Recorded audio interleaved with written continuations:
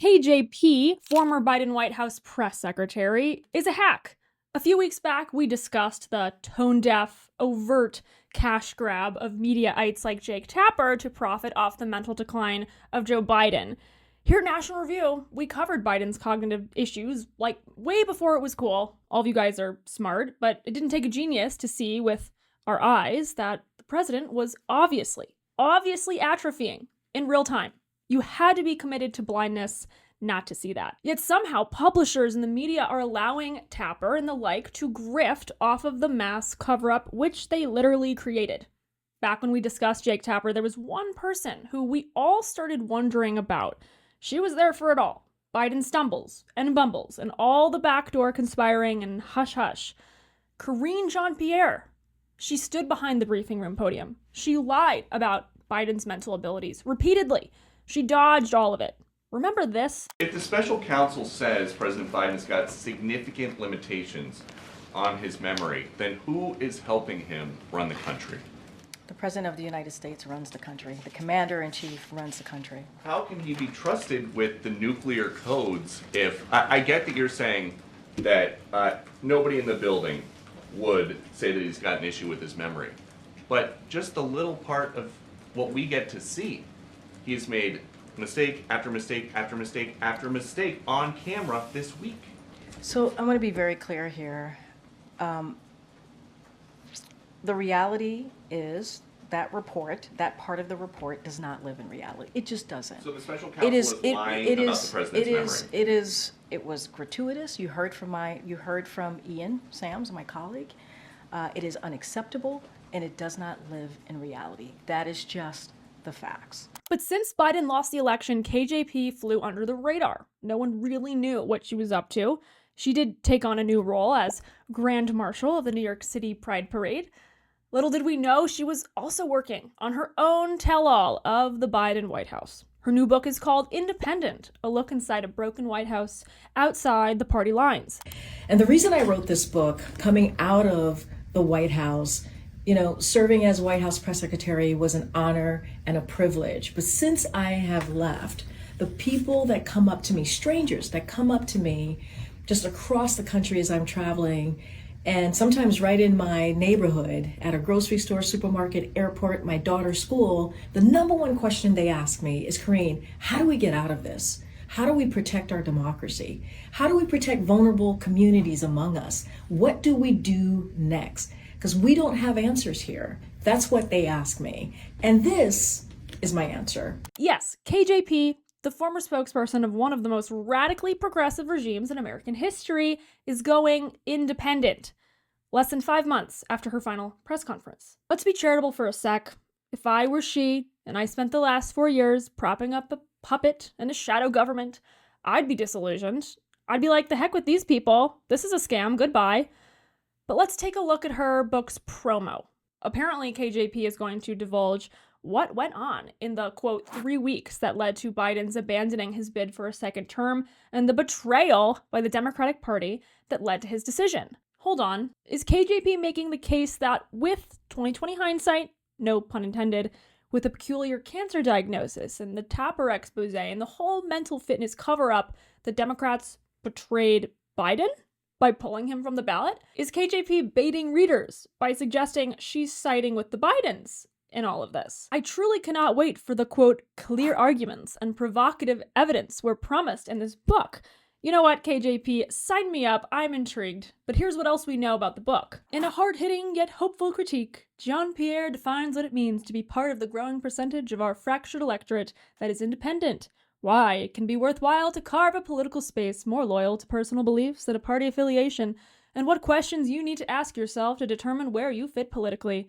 As a history maker, veteran public servant, political analyst, and independent thinker, she urges Americans to think outside of the blue and red box as we consider what's next to save our democracy. As you can imagine, the announcement has sparked a predictable string of reactions from former White House staffers now seemingly free to voice what they really thought of their colleague all along. Politico reports that an unnamed former official recalled that Jean-Pierre had joked about becoming an independent even while on the job in the Biden White House, and that everyone, presumably speaking for other former staffers, thinks this is a grift. Duh, it's opportunistic.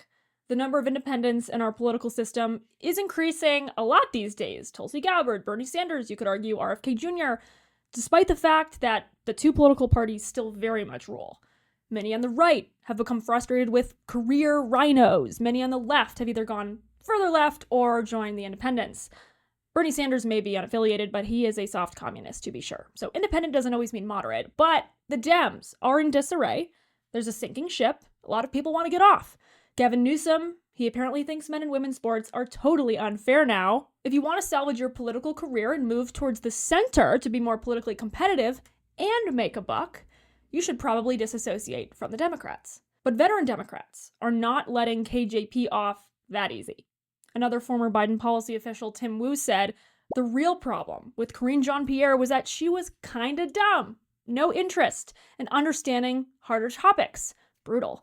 She just gave random, incoherent answers on policy. Wu quickly deleted that tweet. Wu was on point about KJP's performance as press secretary. She gave flowery and verbose answers, wasted time with filler words and verbal tics, and she constantly used the crutch. The president has been clear, much like Jen Psaki's "Let's circle back." The president has been very, very clear about Hamas leaders and what they have done. It's clear Americans are starting to feel President Biden's strong economy, but the president has been really clear as it relates to reparation. He wants to see a study of reparations.